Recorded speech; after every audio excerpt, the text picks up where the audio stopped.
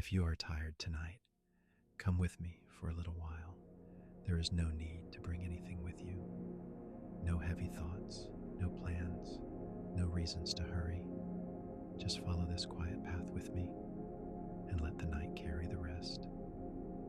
I found the path just after sunset, when the last light of the day was fading behind the mountains. The sky was still warm at the edges, soft orange melting into deep blue. The air smelled of dry grass, pine trees, and the gentle earth after a long summer day. I walked slowly through a wide field where the grass reached almost to my knees. It moved in soft waves whenever the wind passed through it. Not a strong wind, just a warm summer breeze, light enough to brush against my hands and then disappear.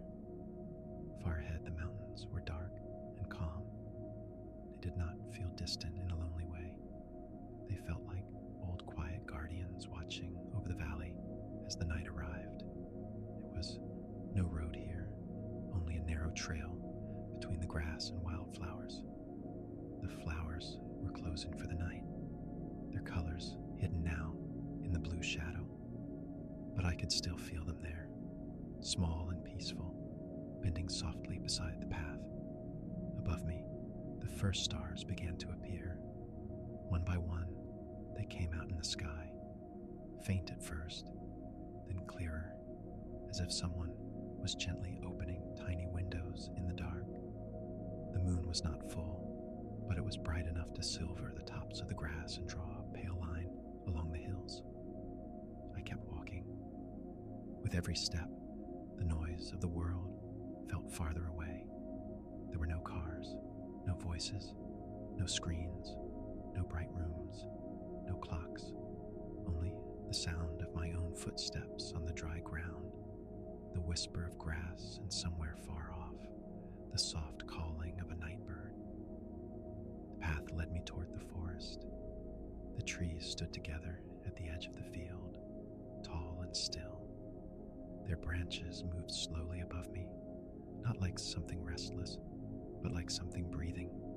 I stepped beneath them, and the air changed. It became cooler, softer, touched with the scent of pine needles and moss. The moonlight came through the branches in quiet pieces. It rested on stones, on roots, on patches of earth. The forest was dark, but not frightening. It was the kind of darkness that lets the eyes rest, the kind that makes every small sound feel gentle. I walked deeper between the trees. There was a narrow stream beside the trail. I did not see it at first.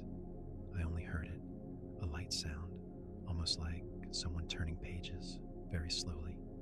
Then I found it moving over smooth stones, catching little pieces of moonlight as it passed.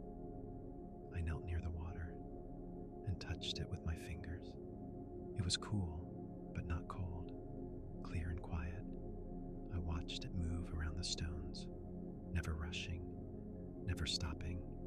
It knew where it was going, and yet it seemed in no hurry to arrive. For a while, I stayed there beside the stream.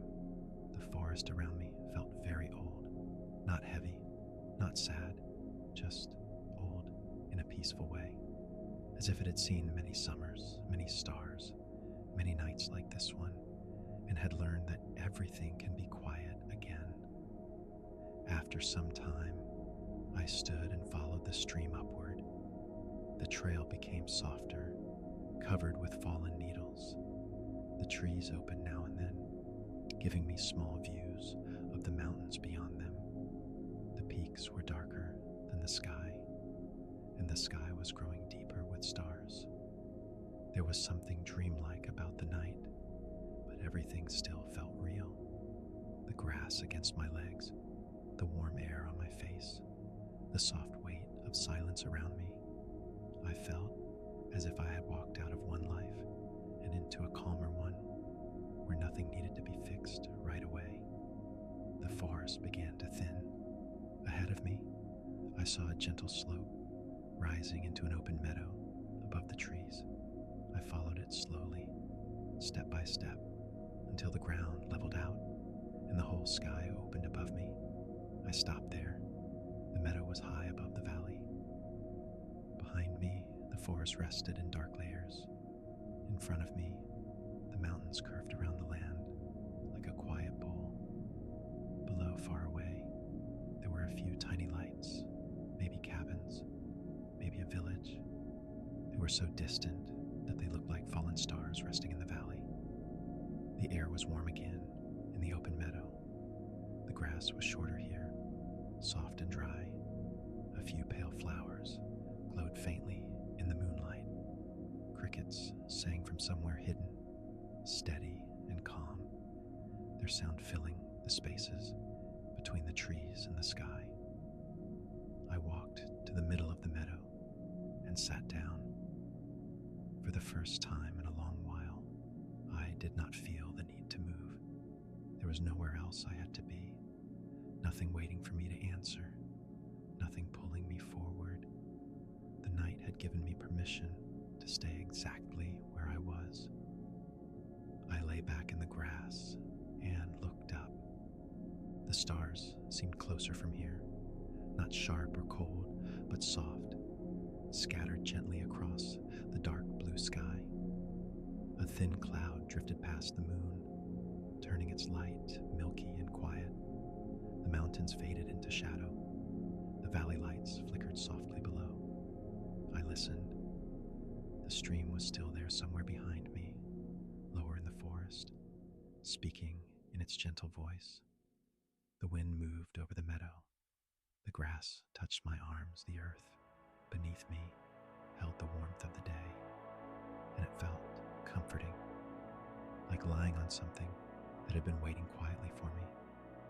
I thought about how peaceful it was to be alone here, not alone in a painful way, not forgotten, just away from the noise, away from needing to explain anything, away from the feeling that every moment had to become something.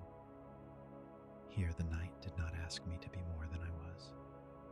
I could simply breathe. I could watch the stars. I could let my eyes grow heavy. A small breeze moved across the meadow, and for a moment, all the grass leaned in the same direction. It looked like the whole field was slowly exhaling. I closed my eyes for a little while. Behind my eyelids, the moonlight remained, soft and pale. The sound of the crickets became slower, or maybe I was only hearing it that way.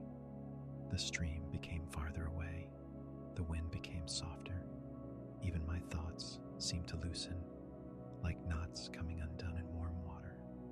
When I opened my eyes again, the sky felt even deeper. The stars had filled it completely now. The last color of sunset was gone. Everything was night, but a kind night, a warm summer night, a night that knew how to be quiet. I stayed beneath the open sky. The meadow held me gently. The mountains watched in silence. The forest slept behind me. The little lights in the valley remained far below, glowing softly, asking nothing. I pulled the calm around me like a blanket. There was no roof above me, but I did not need one. The sky was wide and peaceful. The air was warm. The ground was soft, and the night felt safe enough to rest in. Slowly, my breathing matched the wind, in and out, softly again. The stars blurred a little as my eyes grew tired. The moon drifted behind another thin cloud, and the meadow became even quieter. I could feel sleep coming, not suddenly but gently, like a tide moving over sand. I let the path disappear behind me. I let the forest fade. I let the mountains become shapes in a dream. And there, under the open summer sky, I closed my eyes and rested. The night continued around me. The grass moved softly. The stars stayed above, and I slept